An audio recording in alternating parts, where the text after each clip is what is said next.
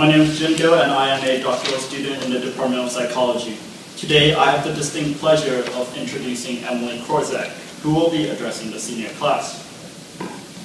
In addition to being on the Dean's list and the recipient of several other impressive achievements, Emily was the co-president and choreographer for No Limits Dance Crew, a diligent research assistant in several research labs, and a waitress. But despite her busy schedule, Emily is somehow able to excel in all of her classes with a graduating GPA of 3.9 with rounding. Last summer, I had the opportunity to work with Emily when she joined our lab as a directed study student. While I originally wanted to embarrass her with some stories, I thought it would be more appropriate for me to tell you all what type of person Emily truly is.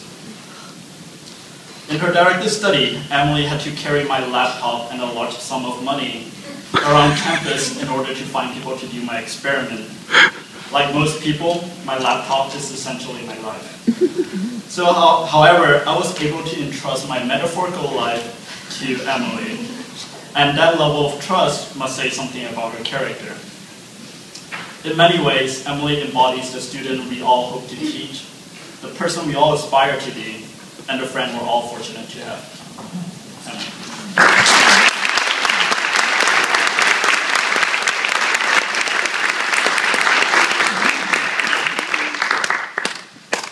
Thank you, Jin. And thank you to the psychology department, and congratulations to everyone. As we have arrived at T-1 day until commencement, you may have run into a similar sampling of emotions that I have. The strongest two are excitement and fear. I am excited for the accomplishment of graduating as a Northeastern psychology major and for all the future possibilities and opportunities that lay ahead.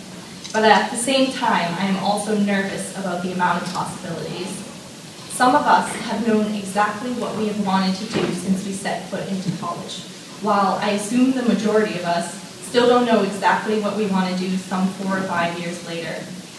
Either way, it is scary, being that this is the first time we've graduated and none of us can know exactly what to expect in the future.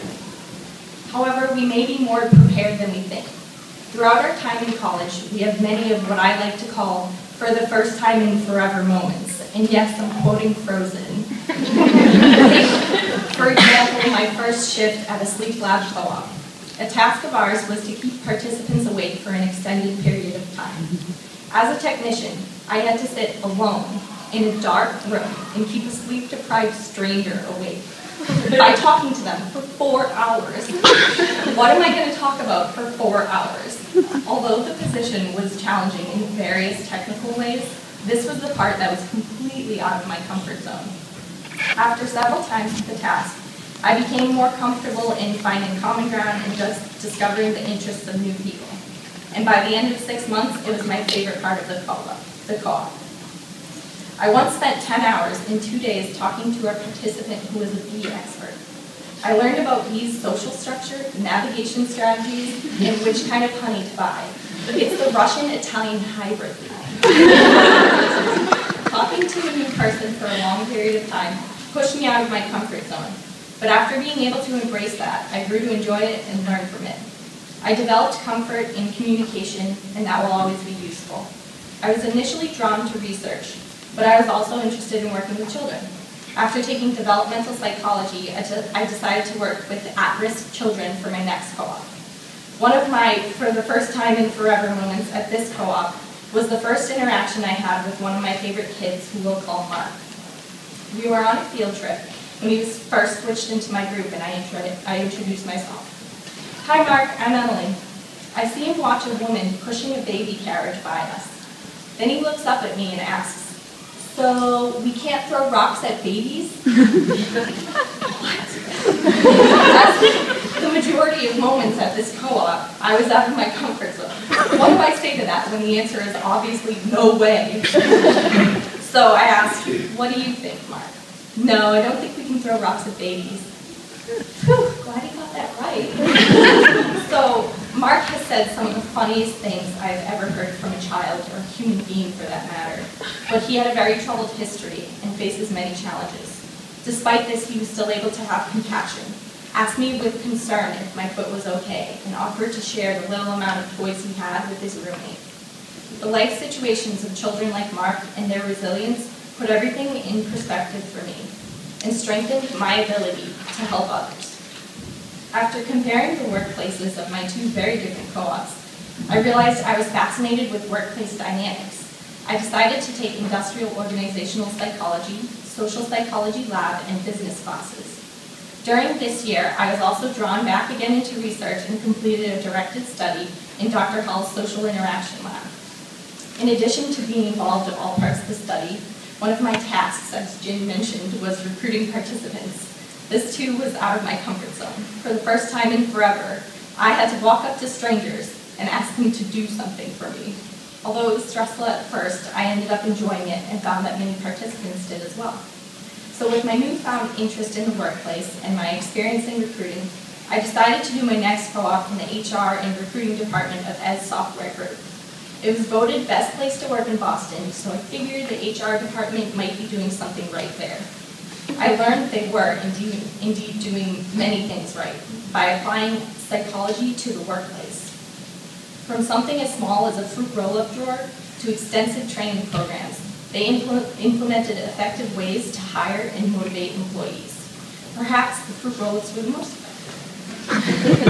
My co-job title was Air Traffic Controller, as one of my responsibilities was to liaison between hundreds of applicants globally and help keep recruiters, interviewers, and upper management on the same page. This was, for the first time in forever, I had to manage and interact with a large number of professionals in a very fast-paced environment.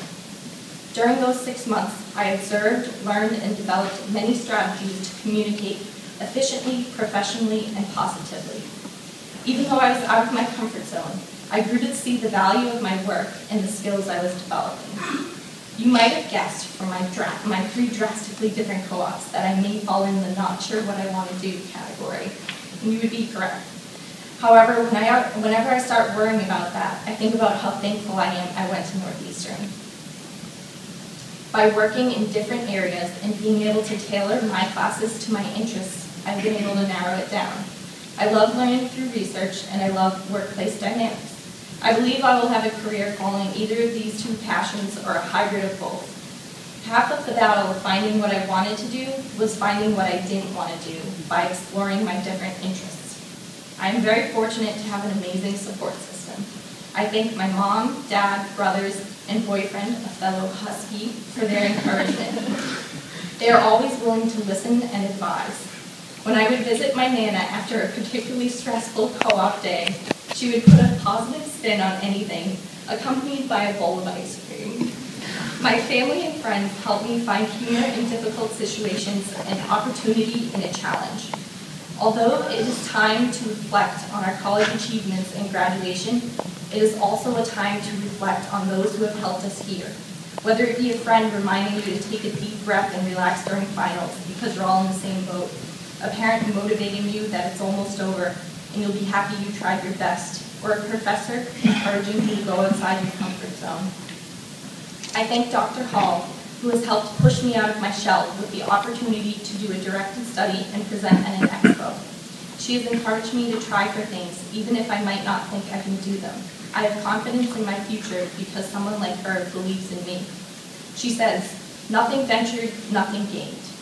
Dr. Hall encourages us not to walk away from what we are scared of, because it reinforces avoidance. We will know what challenges are appropriate for us, and it is important to take those on, for they will shape our career development.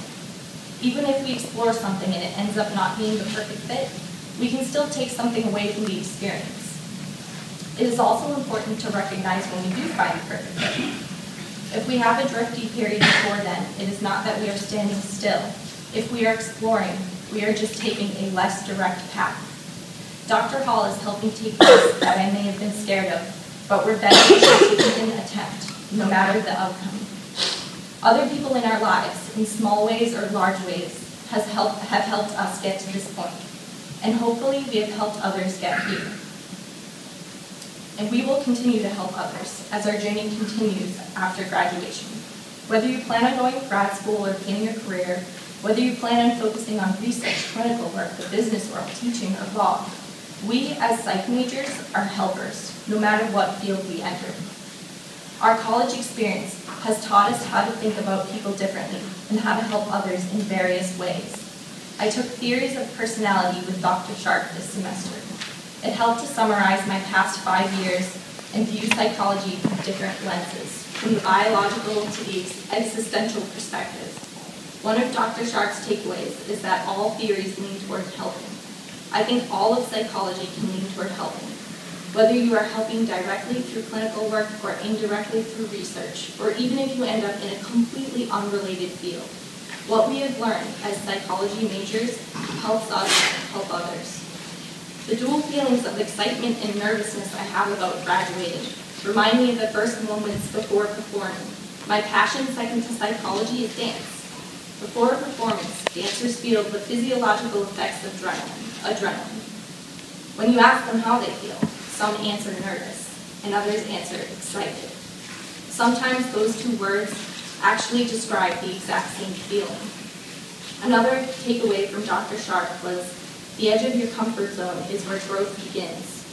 Since kindergarten, school has been a comfort zone for us. Now, as we graduate, we find ourselves on the edge of it for the first time in forever.